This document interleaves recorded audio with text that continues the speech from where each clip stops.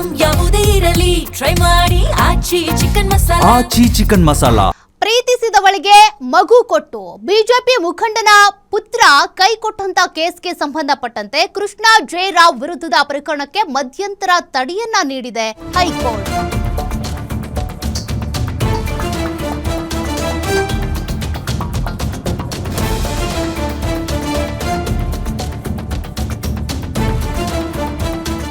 ಪ್ರಕರಣ ರದ್ದು ಕೋರಿ ಹೈಕೋರ್ಟ್ ಮೆಟ್ಟಿಲೇರಿದಂತ ಕೃಷ್ಣ ಜೆ ರಾವ್ ಪುತ್ತೂರಿನ ಬಿಜೆಪಿ ಮುಖಂಡ ಜಗನ್ನಿವಾಸ್ ರಾವ್ ಪುತ್ರ ಕೃಷ್ಣ ಜೆ ರಾವ್ ಸಂತ್ರಸ್ತೆ ಹಾಗೂ ಮಗುವಿಗೆ ಪ್ರತಿ ತಿಂಗಳು 75,000 ರೂಪಾಯಿ ಕೊಡೋದಕ್ಕೆ ಆದೇಶ ಬಂದಿದೆ.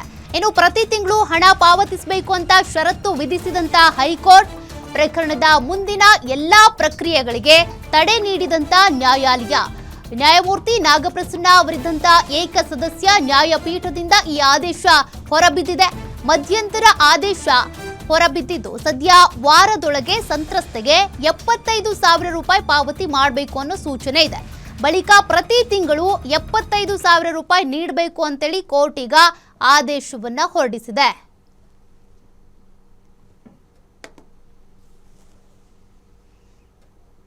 ಎಸ್ ನೋಡಿ, ಬಿಜೆಪಿ ಮುಖಂಡರ ಪುತ್ರ ಪ್ರೀತಿಸಿದ್ದ, ತದನಂತರದಲ್ಲಿ ಒಂದಷ್ಟು ಆತನ ವಿರುದ್ಧ ಕಂಪ್ಲೇಂಟ್ ದಾಖಲಾಗಿತ್ತು.